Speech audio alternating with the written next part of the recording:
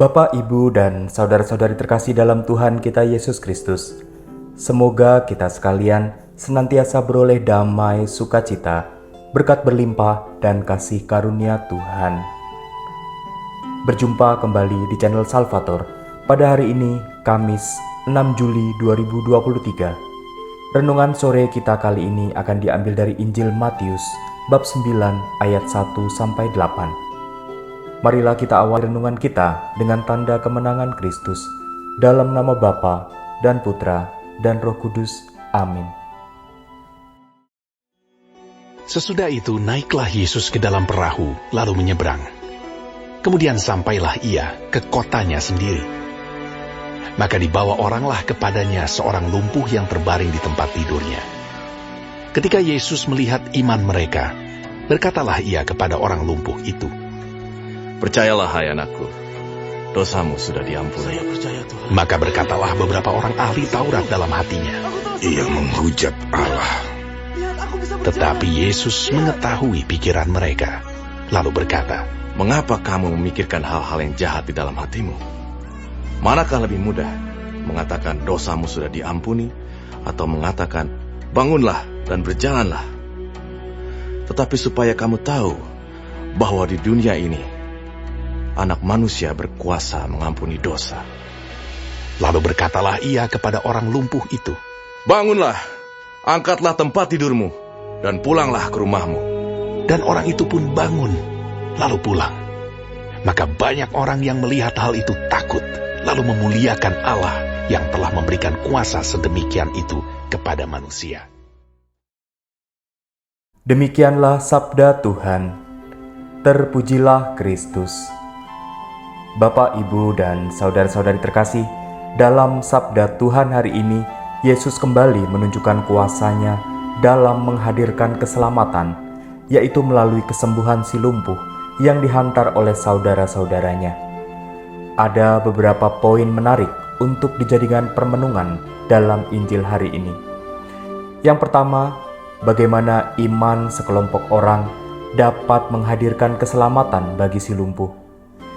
Yang kedua, bagaimana Yesus tergerak oleh belas kasihan dan berkenan menyembuhkan si lumpuh yang terbaring tak berdaya.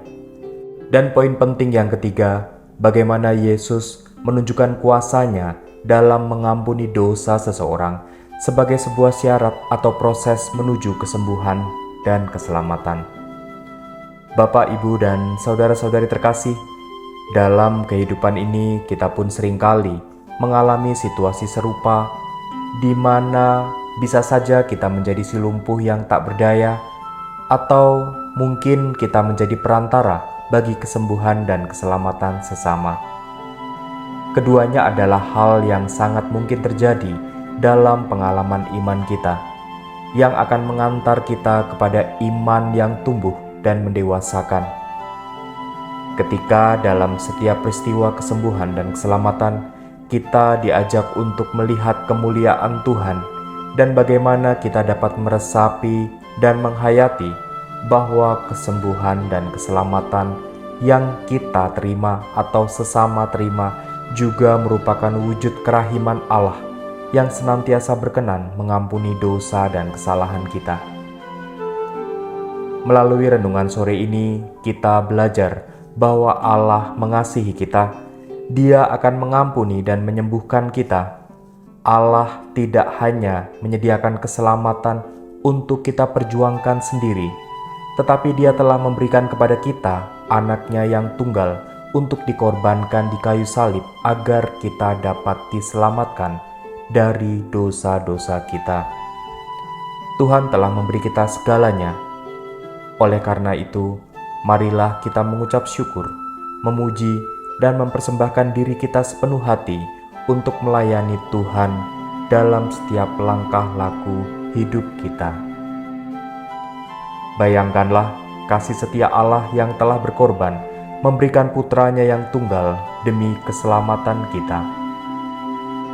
Bagaimana kita berani berkorban menghadirkan keselamatan sesama melalui Kristus, sehingga mereka pun dapat merasakan kasih setia Allah. Marilah berdoa. Ya Bapa, kami mengucap syukur atas sabda-Mu hari ini.